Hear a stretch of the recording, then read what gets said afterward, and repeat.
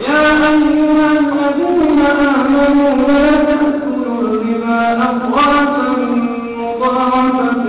واتقوا الله لعلكم تفلحون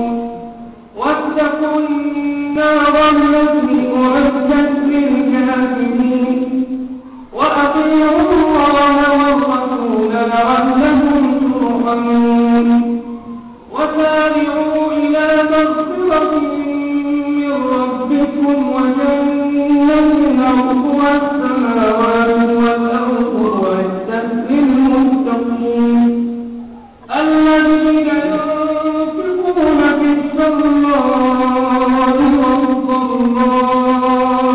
والكاظمين الغيظ والعافين عن الناس والله يحب المحسنين والذين إذا فعلوا فاحشة أو ظلموا أنفسهم ذكروا الله فاستغفروا لذنوبهم ومن يغفر الذنوب إلا الله ولم يصروا على ما فعلوا وهم يعلمون أولئك جزاؤهم مغفرة من ربهم وجنات تجري من تحتها الأنهار خالدين فيها ونعم أجر العاملين قد خلت من قبلكم سنن فسيروا في الأرض فانظروا كيف كان عاقبة المكذبين هذا بيان للناس وهدى وموعظة للمتقين ولا تهنوا ولا تحزنوا وأنتم الأعلون إن يمسسكم قرح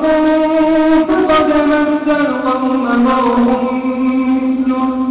وتلك الأيام نداولها بين الناس وليعلم الله الذين آمنوا ويتخذ منكم شهداء والله لا يحب الظالمين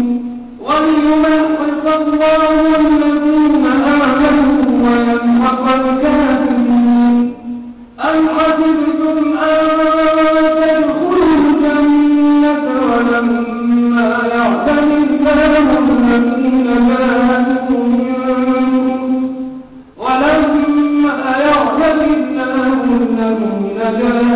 منكم ويعلم الصابرين ولقد كنتم تمنون الموت من قبل أن تلقوه فقد رأيتموه وأنتم تنظرون وما محمد إلا رسول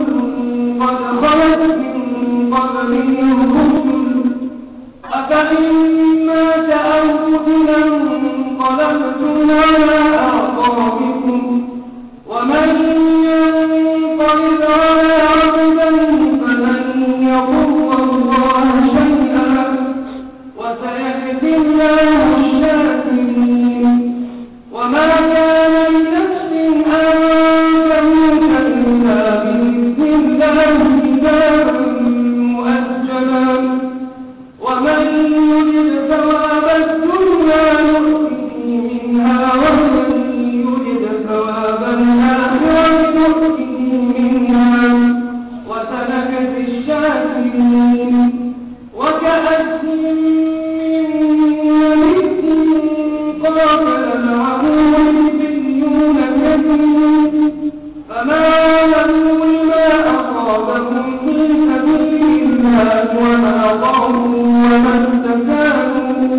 والله يحب الصابرين وما كان قولهم إلا أن قالوا ربنا اغفر لنا ذنوبنا وإسرافنا في أمرنا وثبت أقدامنا وانصرنا على القوم الكافرين فآتاهم الله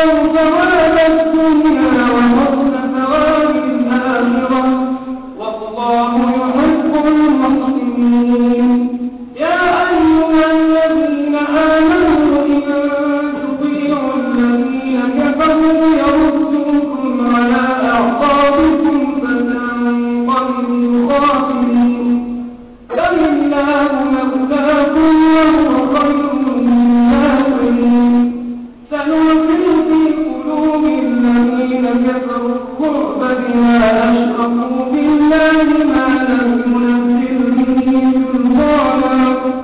ومأواهم النار وبئس مثوى الظالمين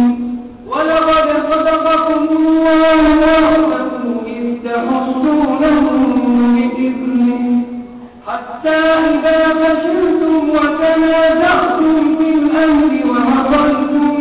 من بعد ما أراكم ما تحبون منكم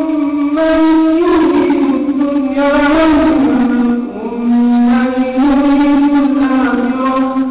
ثم صرفكم عنهم ليبتليكم ولقد عفا عنكم